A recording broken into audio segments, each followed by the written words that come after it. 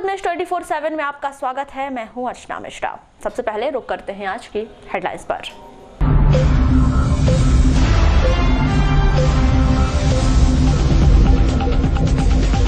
अंधविश्वास के साए में जी रहे सोनगुड्डा के बैगा आंखें खराब हो जाने के डर से बच्चों को नहीं भेजते स्कूल। मकान मालिक के रूम को लॉक कर चोरों ने उड़ाए जेवरात और नकदी। वारासिवनी के हिमाचल नगर की घटना। वारासिवनी में नगर पालिका ने हटाया अवैध अतिक्रमण, दुकानदारों में रोष व्याप्त। वेनगंगा नदी के रेलवे पुल के नीचे मिले वाहन चालक की मौत के मामले में अज्ञात आरोपियों के खिलाफ हत्या का मामला दर्ज। ट्रक की ठोकर से गंभीर रूप से घायल मोटरसाइकिल सवार व्यक्ति की मौत। बैहरगढ़ी क्षेत्र की घटना। और बौद्ध धर्मावलंबियों ने जिले भर में मनाया महापरिनिर्वाण दिवस। संविधान निर्माता बाबा साहब अम्बेडकर को दी सच्ची श्रद्धांजलि। और अब समाचार विस्तार से। श्री राम जन्मभूमि पर मंदिर निर्माण की मांग को लेकर विश्व हिंदू परिषद और बजरंग दल के कार्यकर्ताओं ने जिला भाजपा कार्यालय पहुंचकर सांसद बोध सिंह भगत को ज्ञापन सौंपा। मंदिर भव्य बनाएंगे, रामलला हम आएंगे, मंदिर भव्य बनाएंगे। जय जय श्री राम, जय श्री राम।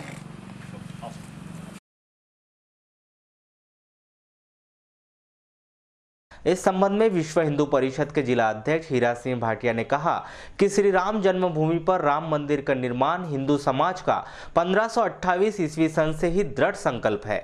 अनावश्यक विलंब हिंदू समाज के धैर्य की परीक्षा ले रहा है। हमारी मांग है कि केंद्रीय सरकार कानून बनाकर श्री राम जन्मभूमि पर भव्य मंदिर के निर्माण का मार्ग प्रशस्त करे। आप सभी जानते हैं विश्व हिंदू परिषद द्वारा राम भूमि जन्मभूमि आंदोलन चलाया जा रहा है और नवंबर माह में हमारे केंद्रीय पदाधिकारियों द्वारा राष्ट्रपति महोदय और राज्यपाल महोदय को ज्ञापन दिया गया था।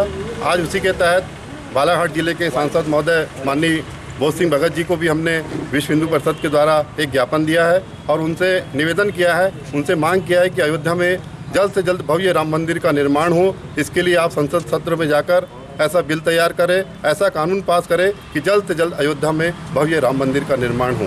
आपने देखा है कि सन 1528 से लेकर सर्व हिंदू समाज ने दृढ़ संकल्प किया था कि हम अयोध्या में भव्य राम मंदिर का निर्माण करेंगे और 1950 से लेकर न्यायपालिका में भी जाकर सर्व हिंदू समाज विश्व हिंदू परिषद जाकर न्यायालय से में भी प्रयासरत है और लगभग 8 वर्ष हो गए हैं न्यायालय में प्रकरण चल रहा है, लेकिन अभी तक कोई भी फैसला नहीं आया है। हम राम भक्तों का जो सब्र है वो अब ख़त्म हो गया है, इसलिए हम सभी सांसद महोदयों के पास जाकर उनसे निवेदन कर रहे हैं कि आप जल्द से जल्द ऐसा कानून पास करें कि अयोध्या में जल्द से जल्द भव्य राम मंदिर का निर्माण हो। वहीं इस संदर्भ में सांसद श्री भगत ने क्या कहा, आइए जानते हैं।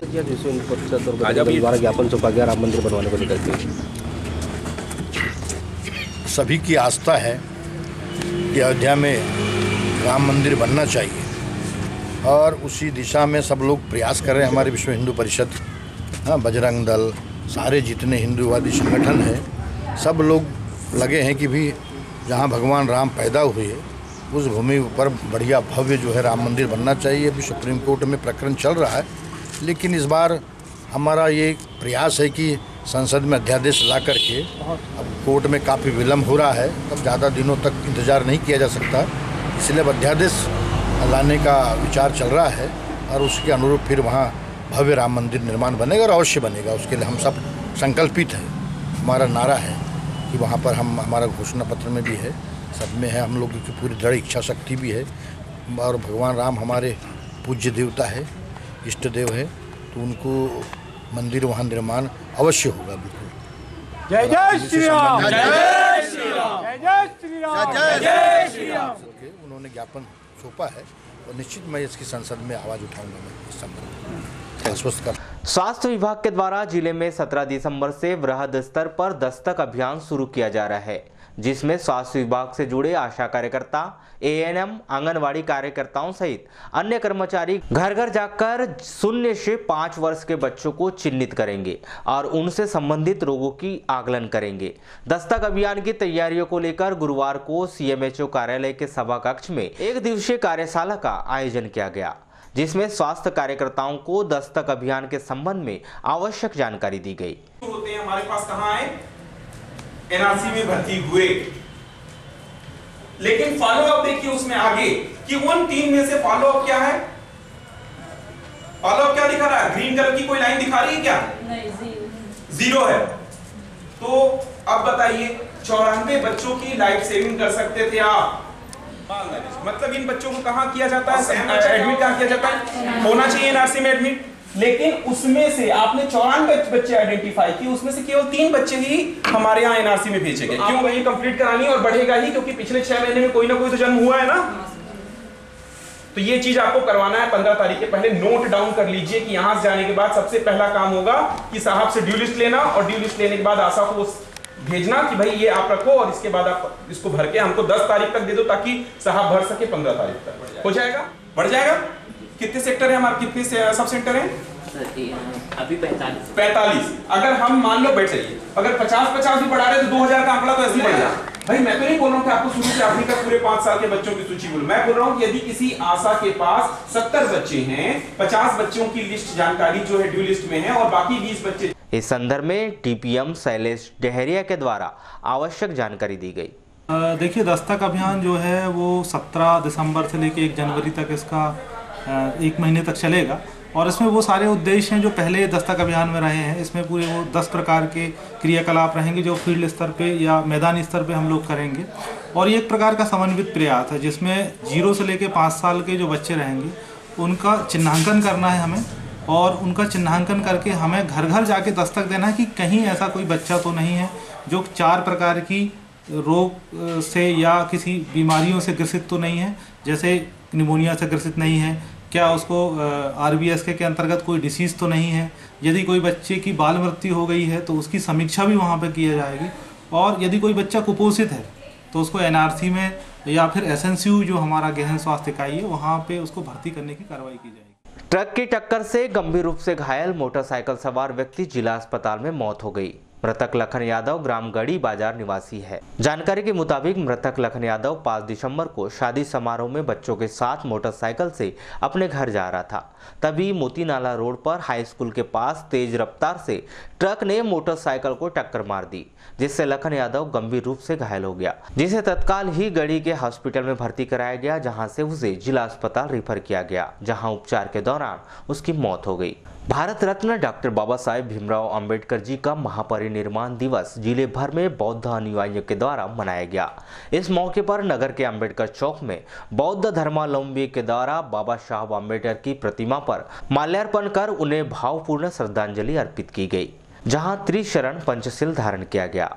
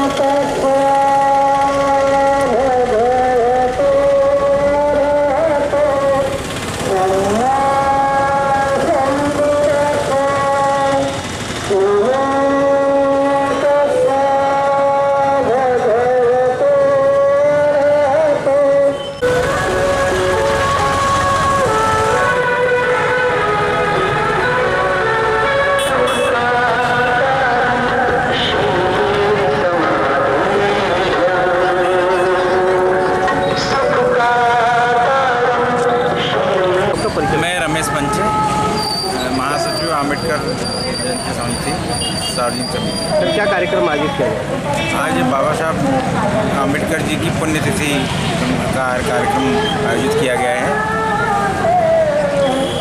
क्या क्या कार्यक्रम होंगे? इसमें अभी स्टेज पर माल्यार्पण के बाद में शाम को कैंडल मार्च होगा और मंच कार्यक्रम यहाँ रखा गया है। क्यों मनाया जाता है परिनिर्वाण दिवस? भाई बाबा साहब अम्बेडकर ने इन शोषित पीड़ित समाजों के लिए जो जीवन पर्यंत संघर्ष किए हैं, उनके त्याग और संघर्ष को समाज में प्रचारित और प्रसारित करने के लिए उनका जो कार्यक्रम लगाया जाता है, ताकि हम लोग समाज में इनके विचारों को आत्मसात कर अपने जीवन को सफल। आपको बताएं कि कोसमी के त्रिरत्न विहार से सम्यक रैली निकालकर बौद्ध उपासक और उपासिकाएं अंबेडकर चौक पहुंचे, जहां वहीं शाम को कैंडल रैली निकाली गई।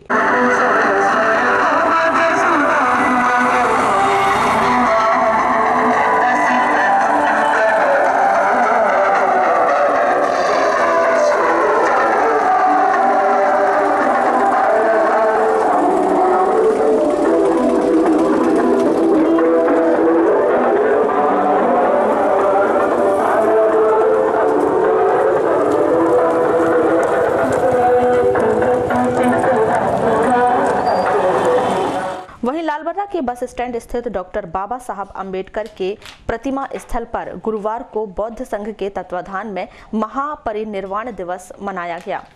यह कार्यक्रम जिला बौद्ध संघ लालबर्रा तहसील अध्यक्ष प्रहलाद मेश्राम की अध्यक्षता में किया गया, जहां बाबा साहब की प्रतिमा के समक्ष दीप प्रज्वलित किया गया। इसके बाद माल्यार्पण कर सामूहिक रूप से त्रिशरण पंचशील का वाचन किया गया और 2 मिनट का मौन धारण कर श्रद्धांजलि अर्पित की गई। देश और समाज के विकास का संकल्प लिया गया।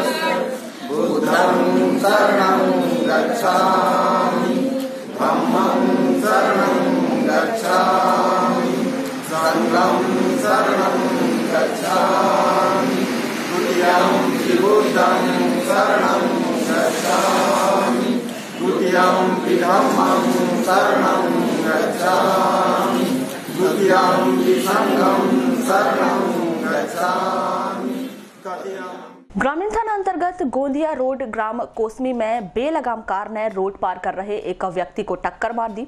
कार की टक्कर से घायल व्यक्ति सुगन दास हेड़ाऊ ग्राम कोसमी निवासी को जिला अस्पताल में भर्ती किया गया है।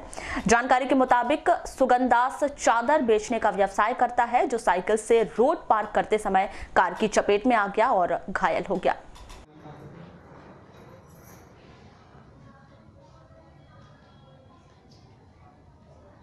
वारासिवनी स्थित गुजरी दुर्गा मंदिर के सामने गुरुवार को नगरपालिका प्रशासन के द्वारा अतिक्रमण हटाने की बड़ी कार्यवाही की गई।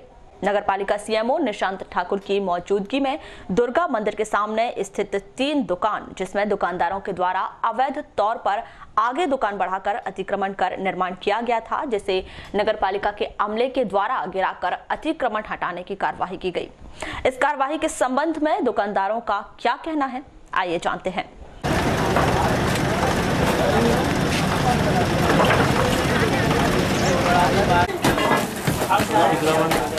बोलो भड़ाक से मारना ये आ गया पहलवान ले पड़ा दीजिए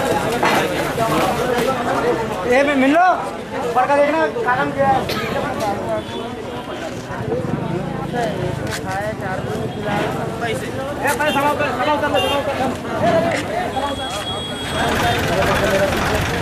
चलो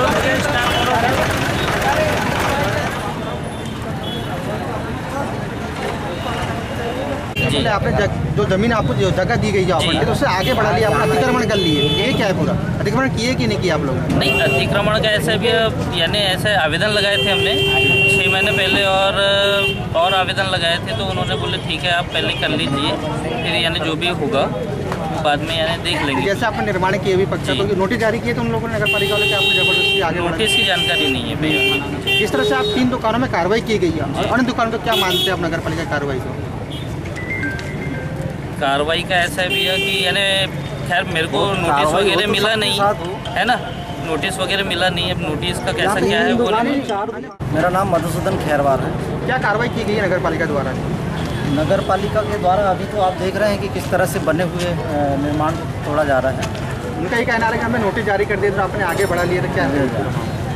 क्या है, हमारी दुकान तो काफ़ी पुरानी है और पीछे की पूरी दीवार जर्जर हो गई थी। बाथरूम करते हैं काफ़ी लोग, तो दीवार तो खसलने के कगार पे थी और इधर सबकी दुकान की कंडीशन वही थी।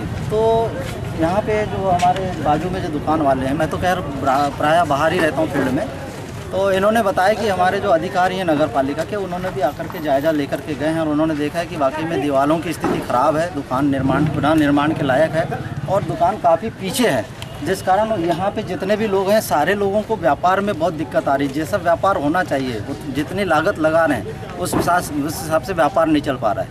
तो रिक्वेस्ट किया गया था अधिकारी से कि हमको पुनः मतलब कम से कम आगे आने के लिए कुछ गुंजाइश दिया जाए, 5-7 फीट जो भी है हमको लीज प्रदान किया जाए, जिससे हमारा व्यापार अच्छा हो और आने वाले समय में उनको दिक्कत ना हो, नहीं तो हमारी रोजी रोटी पे बहुत असर पड़ रहा है।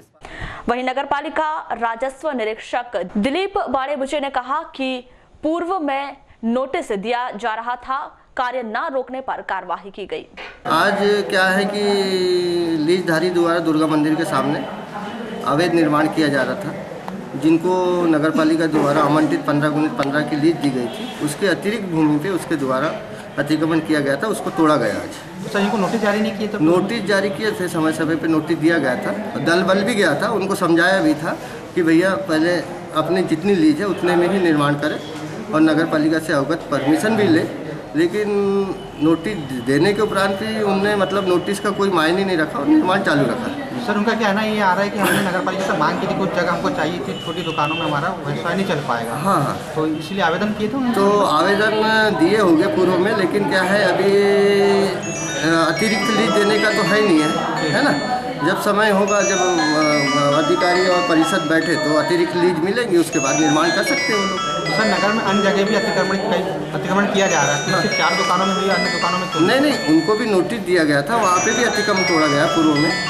की कार्रवाई तो की नहीं है ना, तोड़ने की जो भी तोड़ने की कार्रवाई हम दल बल के साथ पहले गया हुआ था और नोटिस भी दिया गया था। उन्होंने बोले कि हम नहीं बना रहे दुकान, अपन नहीं बनाएंगे, हम बंद कर देंगे, लेकिन नोटिस देने के उपरांत भी उन्होंने निर्माण कार्य चालू किया। आज फिर अतिक्रमण तोड़ना पड़ा। ठीक है। विनगंगा नदी में रेलवे पुल के नीचे 100 डायल चालक निशिज चौबे की मौत के मामले में नगर निरीक्षक महेंद्र सिंह ठाकुर ने मर्ग जांच के उपरांत अज्ञात आरोपियों के खिलाफ हत्या का मामला दर्ज कर जांच शुरू की है। आपको बता दें कि 18 नवंबर को निशिज का शव पुलिस ने बरामद किया था। वारा सिवनी से सटी ग्राम पंचायत वारा स्थित JVM कॉलेज में 6 दिसंबर को अखिल भारतीय विद्यार्थी परिषद के तत्वाधान में समरसता दिवस पर संगोष्ठी का आयोजन किया गया। इस कार्यक्रम में प्रमुख तौर पर अखिल भारतीय विद्यार्थी परिषद के प्रांत संगठन मंत्री ओनिधिश, प्रांत सह संगठन मंत्री मृदुल मिश्रा सहित अन्य पदाधिकारी मौजूद रहे, जहां संविधान निर्माता डॉक्टर बाबा साहब अम्बेडकर के जीवन पर प्रकाश डाला गया।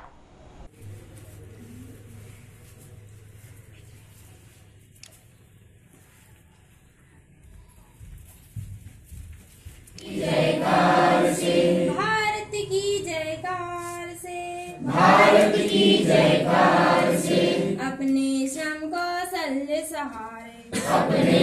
कौशल्य सहारे सपने हो साकार हमारे संकट आते संचार से दसों दिशाएं गूंज उठेंगी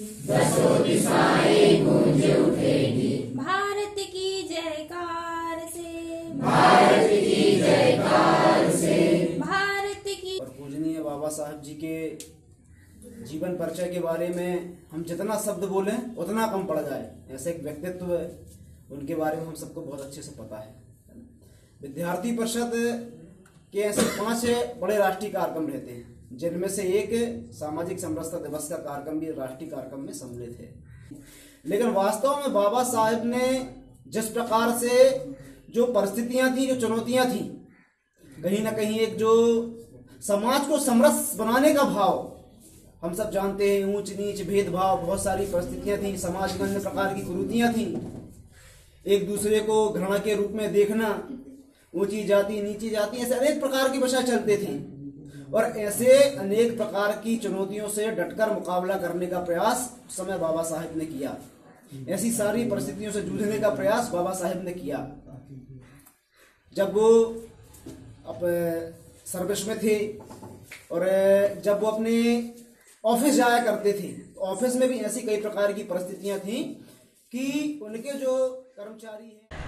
जिले की साहित्यिक कला और सांस्कृतिक संस्था नूतन कला निकेतन में मध्य प्रदेश संस्कृति परिषद भोपाल द्वारा 2 दिवसीय नाटक समारोह का आयोजन किया जा रहा है, जिसका समापन गुरुवार को हिंदी नाटक नट सम्राट का आयोजन किया गया। समापन पर प्रस्तुत किए गए इस नाटक में रंगमंच पर अभिनय कर रहे कलाकार शुरू से लेकर आखिरी तक दर्शकों का ध्यान बांधे रखने में कामयाब रहे, जिसके चलते दर्शकों ने तालियों की गड़गड़ाहट से नाटक और अभिनय कर रहे कलाकारों की जमकर सराहना की। आइए आपको दिखाते हैं इस हिंदी नाटक की एक झलक।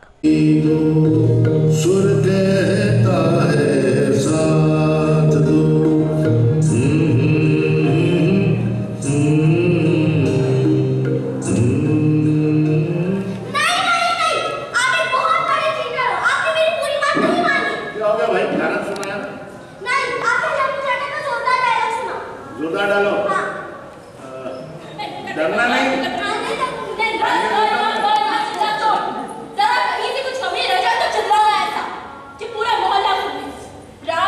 नाटक के डायलॉग चलते हैं, वो भी पूरे जोश शोर। अरे मेरे कान दुख गए हैं सुनकर। शिष्टाचार, सौजन्य, सभ्यता, ये सारे शब्द भाग गए इस घर से। घर है नाटक कंपनी की धर्मशाला, रिहर्सल रूम छीन रहे हैं, बहका रहे हैं। छीन रहा हूँ, बहका रहा हूँ? कौन बहू मैं? हाँ आप, और नहीं तो कौन? सब समझती हूँ मैं। चल तुझे तो आज ऐसा मजा सिखाऊंगी कि तुम वारासिवनी के वार्ड नंबर 1 हिमाचल नगर में बीती रात चोरों ने एक मकान में धावा बोलते हुए सोने चांदी के जेवरात व नकदी सहित करीब 1.5 लाख की चोरी को अंजाम दिया। जानकारी के अनुसार दिलीप पटले का मकान रामपायली रोड पर स्थित है, जहां वे अपनी माता और बहन के साथ रहते हैं। 3 दिसंबर को उनके परिजन चिल्लौद गए हुए थे और श्री पटले खाना खाने के बाद अपने रूम में चले गए। करीब रात के 1 बजे चोरों ने उनके रूम को लॉक करके इस घटना को अंजाम देकर फरार हो गए। सुबह जब वे उठे तो उन्हें इस चोरी की घटना की जानकारी लगी, जिसकी सूचना उन्होंने वारासिवनी पुलिस को दी। पुलिस ने अज्ञात चोरों के खिलाफ मामला दर्ज कर जांच शुरू की है।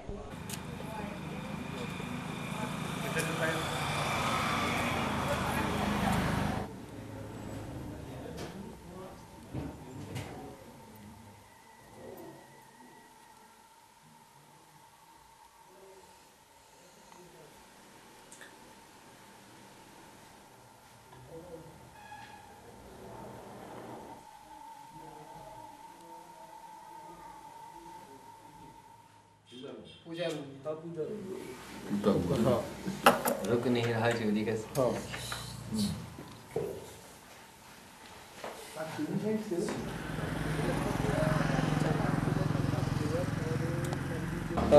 जब मैं सुबह उठा तो मैंने देखा कि ऊपर का दरवाज़ा मैंने खोलने की कोशिश किया पर दरवाज़ा नहीं खुल रहा था। तो मैंने फिर अपनी वाइफ को आवाज़ लगाई, उसने भी सोची दरवाज़ा बंद तो कैसे, तो किसी ने बाहर से दरवाज़ा बंद कर दिया था। फिर मैंने पीछे से बाजू वाले की छत पर कूदा और वहाँ से निकल कर के बाहर से सामने गेट की ओर आया। तो गेट के अंदर आकर के देखा तो सामने के दरवाजे खुले हुए थे और ताले टूटे हुए थे। फिर मैंने मॉर्निंग वॉक के लिए जो लोग घूमने जाते हैं उनको बुलाया और बाजू वालों को बुलवाया। फिर अंदर जाकर के देखा तो सब घर का सामान बिखरा हुआ था और करीब घर पे जो 5-6 ताले लगे हुए हैं चैनल गेट में और अपने अंदर के गेट में, वो सब टूटे हुए थे और कीमती सामान गायब था, नकदी रुपये भी। नकदी रुपए भी गायब थे। जी हाँ। तो ये कितने बजे हुई है घटना? ये घटना मेरा मानना है क्योंकि मैं रात में 1 बजे सोया था, तो 2 बजे से 3 बजे के बीच की घटना है। 2 बजे से 3 बजे के बीच की घटना। बिल्कुल। किसी पे कोई शक है? शक तो अब ऐसा कह नहीं सकते किसी का नाम ऐसा है, क्योंकि अब तो ऐसा है, रास्ते का घर है तो लोगों आना जाना लगा ही रहता है ऐसा टाइप से।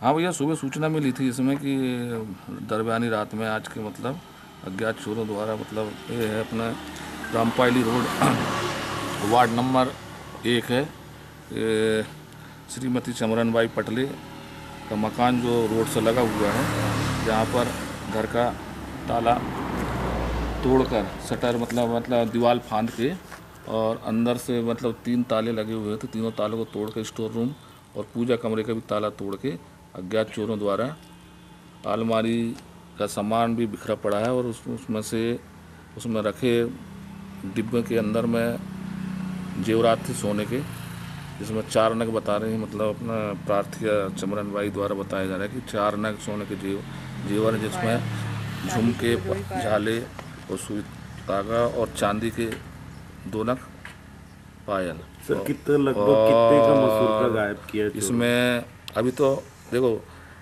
इनके द्वारा भी बताया गया है कि जो पैसे थे अलग अलग जगह में दोनों अलमारी में रखे थे, तो वो 50-60 हज़ार रुपये के बता रहे हैं। वो 60 हज़ार रुपये चिल्लर पैसे अलग अलग रखे थे बताए, वो भी निकाल कर ले गए।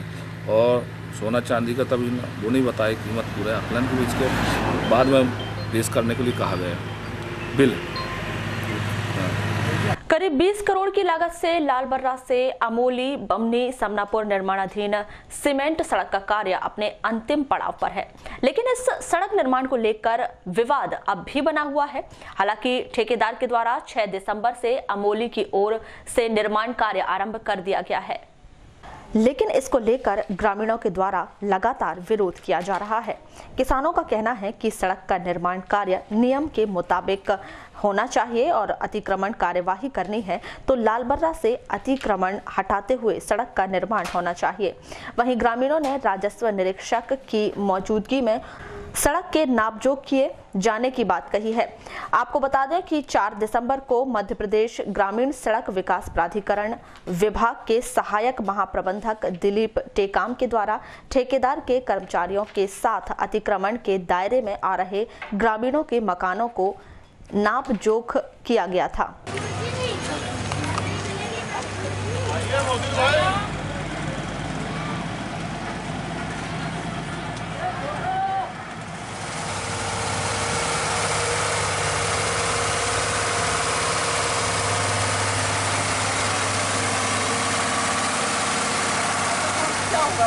नहीं, आपके सरपंच जी ने बोला था ना, ये मतलब छोटे मोटे के लिए भी हम लोग नोटिस जारी कर रहे थे, लेकिन उन लोग बोले कि नहीं ये ऐसे ही चला जाए। सरपंच साहब ने बोला कि प्यार मोहब्बत में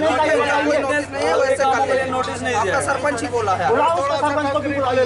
कल सरपंच तो दोनों थे ना, लालबर्रा के आपके सामने सरपंच साहब ने यही बोला जहाँ चलो वो नाप के दिए थे ना, उसी के तरफ हमारी रोड खाते हुए हम लाके करेंगे। हाँ, तो भी पूरे लालबर्रा से स्टार्टिंग से करना था। सब नोटिस जा चुका है ना, सबके नाम से नोटिस इशू हो चुका है। आप उस दिन थे ना, MPRDC वाले आए थे, सबका नाम नोट करके ले गए। नहीं, और नाम नोट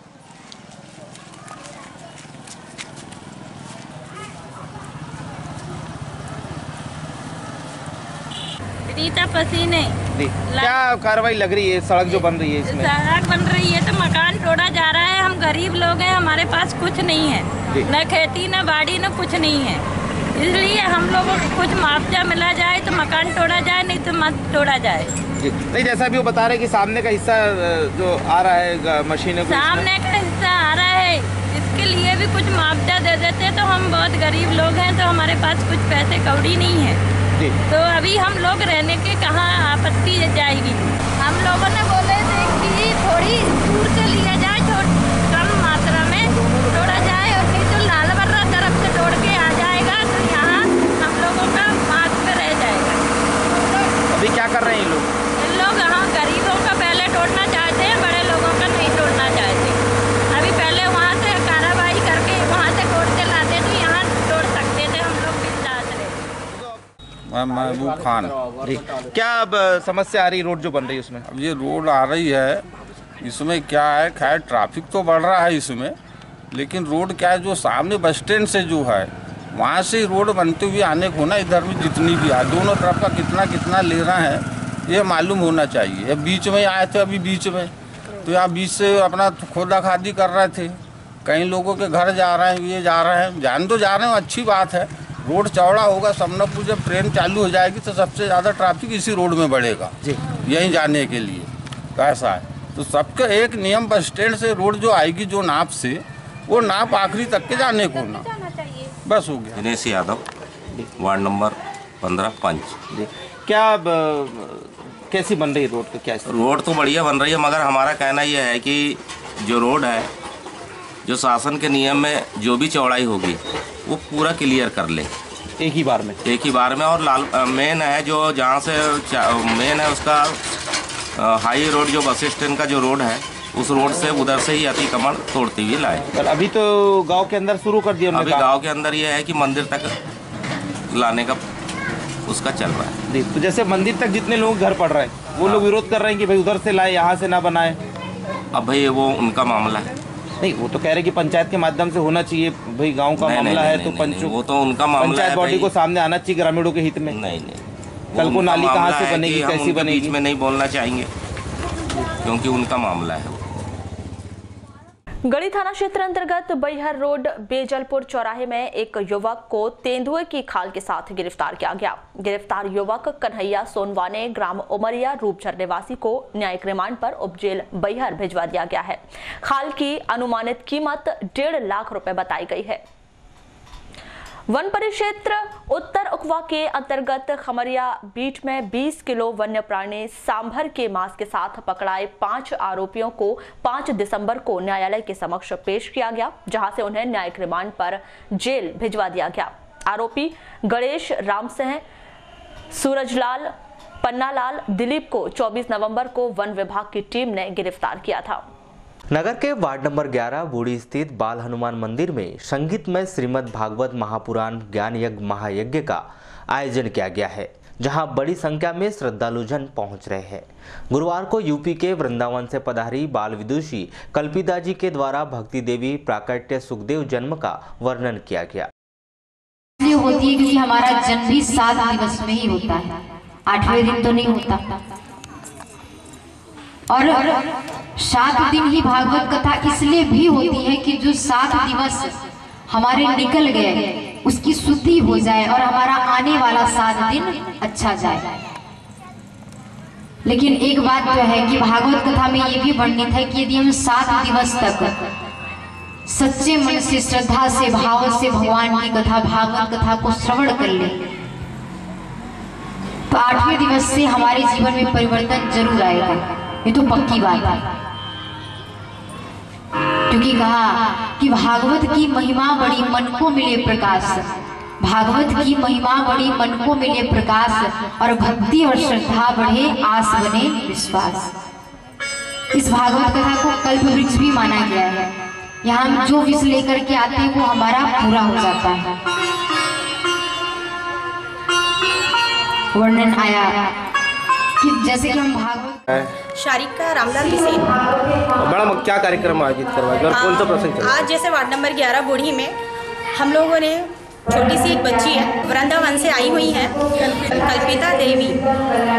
वो एक ऐसी छोटी सी बच्ची है जिसको मुखाग्र किसी को याद नहीं होती महापुराण, उसे पूरी मुखाग्र याद है और उनके शब्दों से हम कुछ सीख सकें, इसलिए वो बच्ची आज हमारे बालाघाट की इस भूमि में आई है। और मैं पूरी यहाँ की बालाघाट जिले की सभी लोगों से निवेदन करती हूँ कि उस बच्ची की कथा को सुनने के लिए आप लोग अपना बहुमूल्य क्या कार्यक्रम होंगे इस दौरान?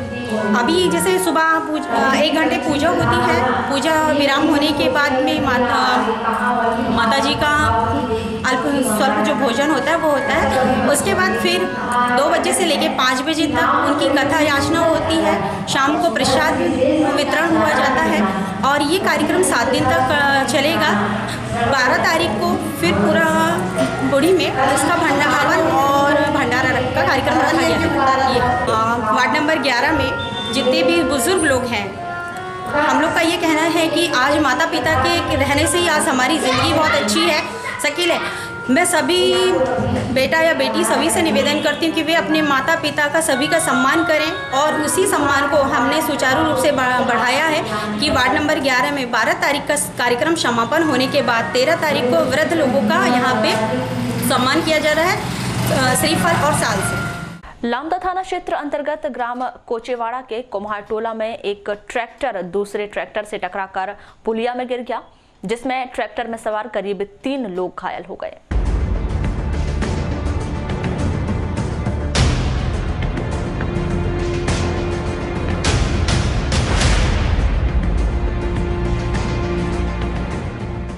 आज के इस युग में भले ही डिजिटल इंडिया बनाने की बात कही जा रही हो, लेकिन जिले की बैगा जनजाति आज भी अंधविश्वास के साए में जिंदगी गुजार रही है। वे लोग अपने बच्चों को सिर्फ इसीलिए स्कूल या आंगनबाड़ी नहीं भेजते कि कहीं स्कूल भेजने से उनके बच्चों की आंखों की रोशनी कम ना हो जाए। जी हाँ, ये बात भले ही चौंकाने वाली हो, लेकिन सच है। क्या है पूरा मामला, देखिए इस खास रिपोर्ट में। शासन प्रशासन द्वारा विभिन्न योजनाओं के माध्यम से बैगा जनजाति के उद्धार किए जाने के दावे किए जा रहे हैं, लेकिन सरकार के इन दावों की हकीकत कुछ और ही है, क्योंकि जिले के नक्सल प्रभावित ऐसे कई क्षेत्र हैं जहां के बैगा जनजाति के लोग आज भी अंधविश्वास के साए में जीने के लिए मजबूर हैं।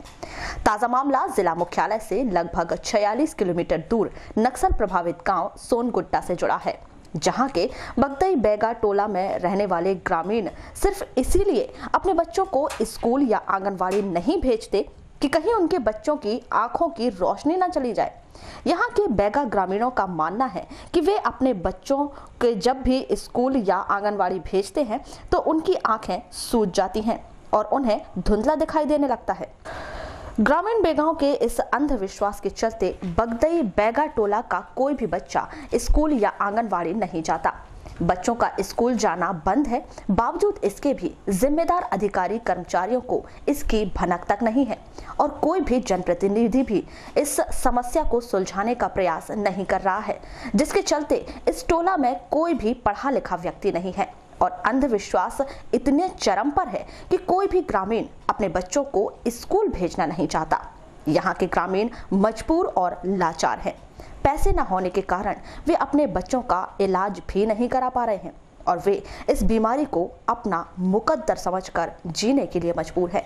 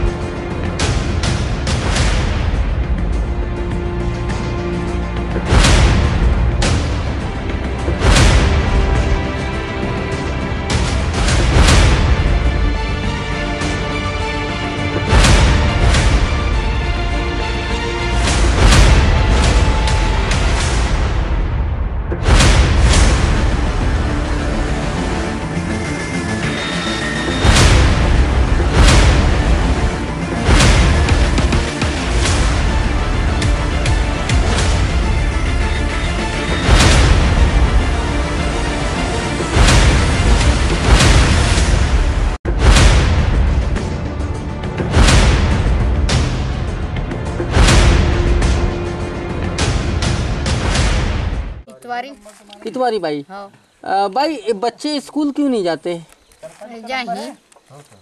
नहीं कुछ आँखी चंदा हो अपने आप, यानी स्कूल जाने से आँख अंधी हो जाती है? नहीं का बीमारी न का बीमारी ऐसे पूरी तो पा जाए, कोई दिन भूखार रहा है। अच्छा, तो फिर डॉक्टर को दिखाए थे किसी को? अब गरीब आदमी कहाँ से पैसा पाते थे, डॉक्टर दिखाते नहीं जी। अच्छा, ये बताइए कि आंगनवाड़ी भेजते हैं आप लोग बच्चों को? दलिया वलिया कभी कुछ मिलता है वहाँ से? दलिया नहीं दे, मैं आंगनवाड़ी में नहीं जा रही। आंगनवाड़ी भी नहीं आते, स्कूल भी नहीं आते बच्चे? टोला में जाते। तो फिर इनको शासकीय कुछ यानी योजना जो आती है बच्चों के लिए, इसको कुछ लाभ मिलता है बच्चों को? नहीं मिले। कुछ नहीं देते? कितने दूर है यहाँ से आंगनवाड़ी? सोनगुड्डा जाना पड़ता है। हाँ। इस पूरे मामले के संदर्भ में दूरभाष पर की गई चर्चा के दौरान मुख्य चिकित्सा एवं स्वास्थ्य अधिकारी डॉक्टर मनोज पांडे ने बगदई टोला में डॉक्टरों की एक टीम भेजकर बीमारी का पता लगाए जाने की बात कही है। चलते चलते एक नजर आज के हेडलाइंस पर एक बार फिर।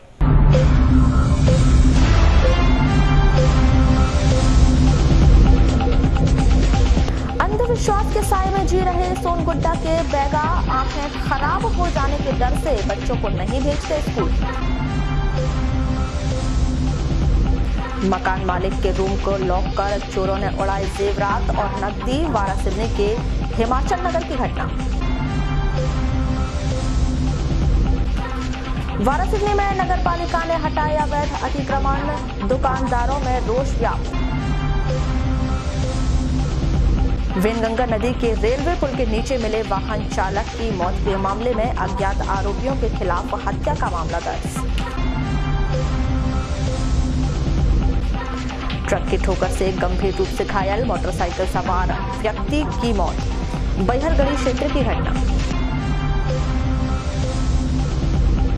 और बौद्ध धर्मावलंबियों ने जिले भर में मनाया महापरिनिर्वाण दिवस। संविधान निर्माता बाबा साहब अम्बेडकर को दी सच्ची श्रद्धांजलि।